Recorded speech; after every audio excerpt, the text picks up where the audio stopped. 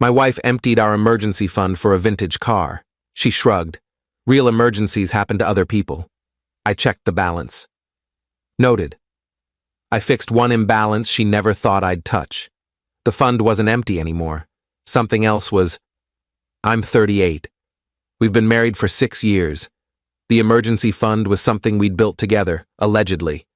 500 here, 1,000 there, bonuses, tax refunds, the careful accumulation of security. It had taken us 4 years to get to 18,000. I came home that evening and she was in the garage. The door was open. There was a car I'd never seen before, a 1967 Mustang, cherry red, immaculate. "What do you think?" she asked. I stood there. "Isn't it beautiful?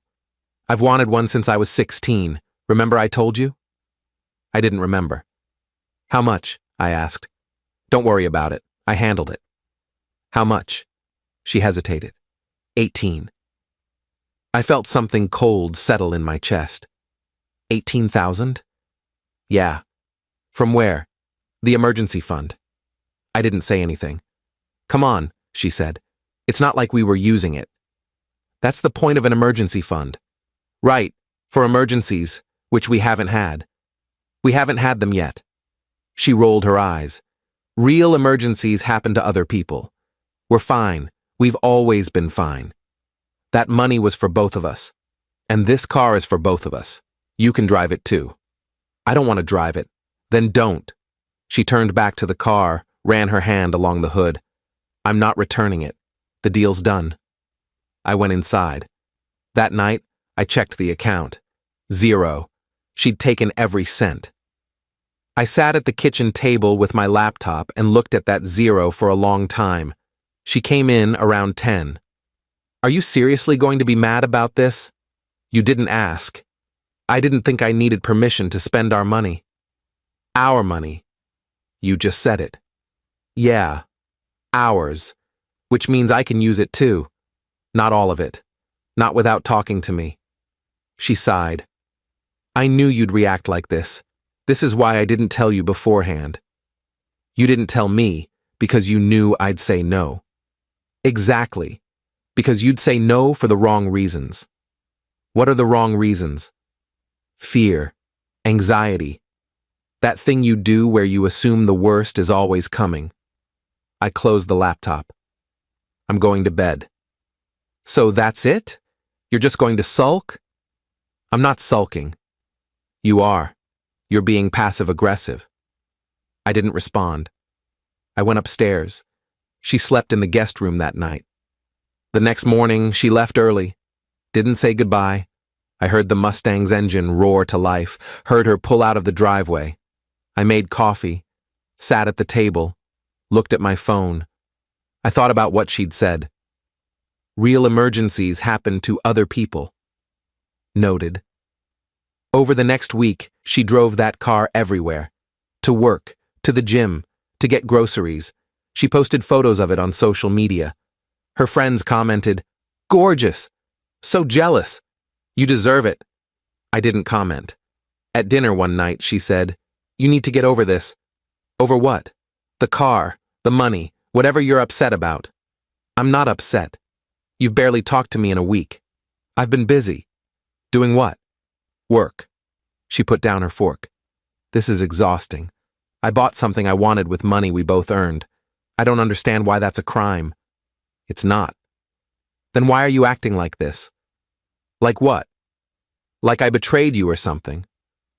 I didn't answer. "Say something," she said. "What do you want me to say?"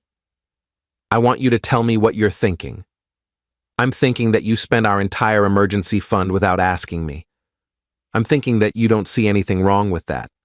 I'm thinking that when I tried to talk about it, you called me passive-aggressive." "Because you are being passive-aggressive." "No, I'm being quiet. There's a difference." "Not really." I stood up. "I'm going for a walk." "Of course you are." I left. I walked for an hour. When I came back, she was in the garage again, waxing the car. She didn't look up when I passed. That weekend, I started moving money. Not from our joint account, That would have been obvious. From my personal savings, the account I'd had before we got married. I'd kept it separate, just in case. There was about $12,000 in it. I opened a new account, different bank, only my name. I transferred the $12,000. Then I started routing my paycheck differently. Instead of everything going to our joint account, I split it. 60% joint, 40% to the new account. She wouldn't notice. She never looked at the finances that closely. I was the one who paid the bills, managed the budget, tracked expenses. I didn't tell her. The next week, her car broke down. Not the Mustang. Her daily driver, a sedan she'd had for 3 years. The transmission went. The mechanic said it would be $4,000 to fix. She called me from the shop. This is ridiculous. The car's only got 60,000 miles. What did he say was wrong? Transmission. He says it's shot. How much to fix it? $4 grand.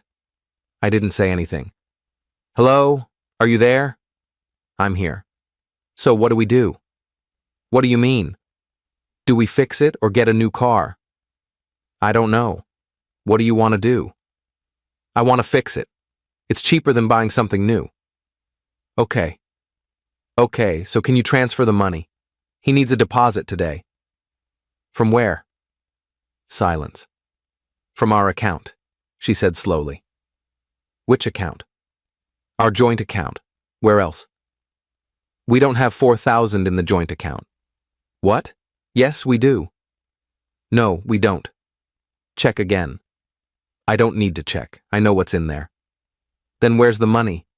What money? Our money. We always have at least $5,000 or $6,000 in checking. We did. Before you spent $18,000 on a car. That was the emergency fund. Different account. Right. And since then I've been catching up. Paying bills, buying groceries, gas, everything we need. It adds up. So we have nothing? We have about $1,200. Are you serious? Yes. Well, what am I supposed to do? I need my car. I don't know. You don't know? That's your answer? I can't fix your transmission through the phone. Don't be an ass. You know what I mean. Put it on a credit card. I don't want to use the credit card. The interest rate is insane. Then I don't know what to tell you. This is unbelievable. What is? You. Acting like this isn't your problem. It's not my problem, it's your car. We're married. It's our problem. Like the emergency fund was our money? Silence. I'm hanging up, she said. Okay. She hung up. That night, she didn't come home until after 10. When she did, she went straight to the bedroom. I was on the couch watching something I wasn't really watching. The next morning, she was cold. Poured her coffee without offering me any. Left without saying goodbye. I checked the credit card statement that afternoon. She'd charged the repair. $4,217. I didn't say anything. Over the next month, things got quieter. We talked when we needed to. What do you want for dinner? Can you pick up milk? I'll be late tonight. Functional, transactional. She stopped driving the Mustang as much. It sat in the garage most days. When I asked why, she said gas was expensive. I didn't point out the irony. In November, the furnace died. The house got cold fast. I called a repair guy. He came out, looked at it, said it was beyond fixing. We needed a new one. How much? I asked. With installation? About $7,000? I thanked him. He left. I told her that night at dinner. $7,000? She said. Yeah. Where are we supposed to get $7,000? I didn't answer. This is an actual emergency, she said. I know. So what do we do? I don't know. Can we get a loan? Probably. Probably? Can you check? I'll check. I checked. We could get a loan. 12% interest. I showed her the terms. That's criminal, she said. That's what they offered. Can we shop around? Sure. I shopped around. Same rates everywhere. I showed her. This is insane, she said. We shouldn't have to take out a loan for this. We wouldn't have to if we had an emergency fund. She looked at me. Are you seriously bringing that up right now? I'm just stating a fact. No, you're being petty. I'm being petty? We have no heat because we have no savings. We have no savings because you spent it on a car. That was months ago, and we haven't rebuilt it. Because you've been weird about money ever since. I've been weird? Yes, you have. You've been distant and cold and acting like I'm some kind of criminal. I never said that. You didn't have to. We took the loan. The furnace got installed the week before Thanksgiving. The house warmed up. Things between us didn't. On Thanksgiving, we went to her parents' house. Her dad asked about the Mustang. She talked about it for 20 minutes. How beautiful it was. How smooth it drove. How she'd always dreamed of having one. Smart investment, too, her dad said. Those things appreciate. That's what I told him, she said, gesturing to me. I smiled. Didn't say anything. Her mom asked if we were doing okay. You both seem tired, she said. We're fine, my wife said. Just busy. On the drive home, she said, you were quiet today. Was I? You barely said 10 words. I didn't have much to say. You could have backed me up when I was talking about the car. Backed you up how? I don't know. Agreed with me. Said something nice about it. You want me to lie to your parents? I want you to support me. I don't support the decision. You know that. It's been 4 months. I know. You need to let it go. I didn't respond. I'm serious, she said. This grudge or whatever it is, it's killing us. I'm not holding a grudge. Then what are you doing? I'm just living with the consequences. What consequences? Of your choice. Of our empty savings. Of the loan we just took out. Of all of it. So you're punishing me. No, I'm just not pretending everything's fine. It could be fine if you'd let it be fine. That's not how it works. Then how does it work? I didn't answer. We drove the rest of the way in silence. Update 1, December came. Christmas was approaching. She asked what I wanted. I said I didn't know. She said I was being difficult. I said I wasn't trying to be. We bought a tree, decorated it together. Didn't talk much while we did it. Her friends came over one night. They wanted to see the Mustang. She took them to the garage. I heard them squealing. It's perfect. You're so lucky. I wish my husband would let me do something like this. I was in the kitchen. One of them came in to get drinks. You're a good husband, she said, letting her have her dream car. I smiled. Thanks. My husband would have had a fit. Everyone's different. She left with the drinks. I stood there for a while. That night, after her friends left, she was happy. Happier than I'd seen her in months. That was fun, she said. Good. They loved the car. I heard. One of them said, you're a good husband. Yeah, she told me. Are you? I looked at her. Am I what? A good husband. I don't know, am I? I don't know either anymore. I didn't respond. I feel like I don't know you lately, she said. You're here, but you're not really here. I'm here. No, you're physically present, but emotionally, you're somewhere else. Maybe. Where? I don't know. She sat down.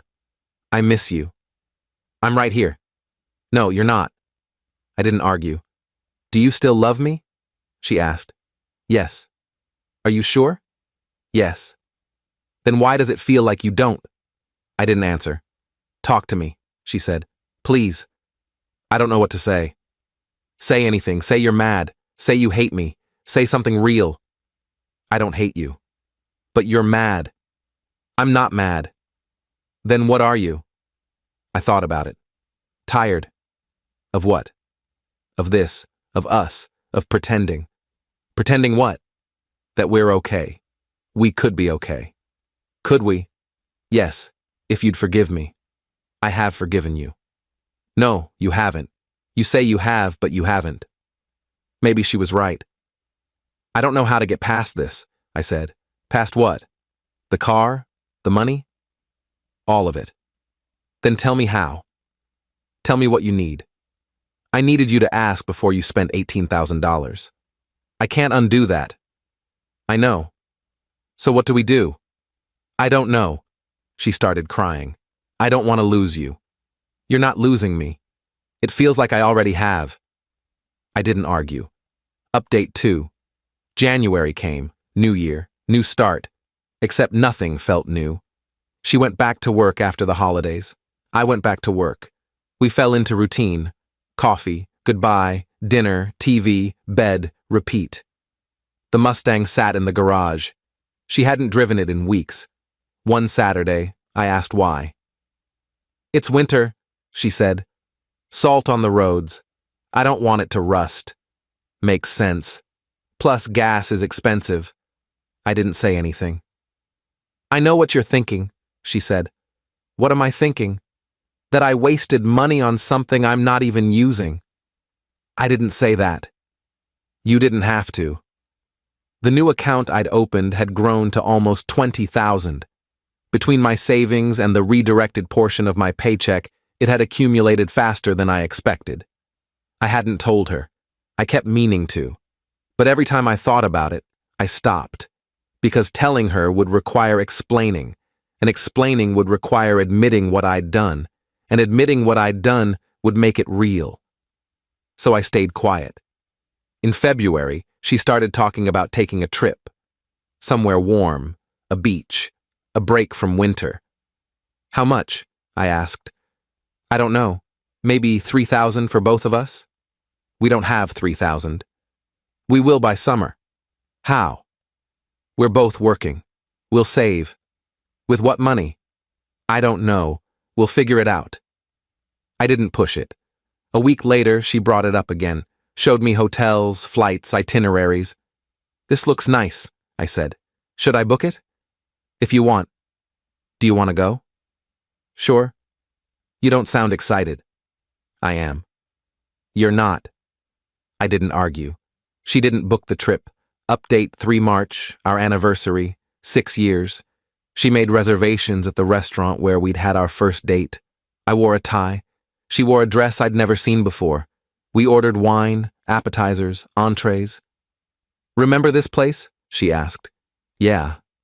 You were so nervous that first night. Was I? You knocked over your water glass. I'd forgotten that. I thought it was cute, she said. I smiled. Do you still think about that night? She asked. Sometimes. What do you remember? I remember thinking you were out of my league. You never told me that. Didn't I? No. We ate in silence for a while. Are we going to be okay? She asked suddenly. I don't know. That's not the answer I wanted. I know. Do you want us to be okay? Yes. Then why won't you try? I am trying. It doesn't feel like it. I don't know what else to do. You could talk to me.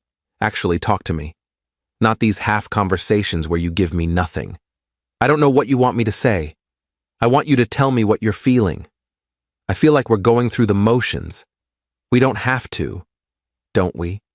She put down her fork. I don't understand what happened to us. You bought a car. It's not about the car, isn't it? No, it's about you, about how you've shut down, about how you've disappeared into yourself and left me here alone.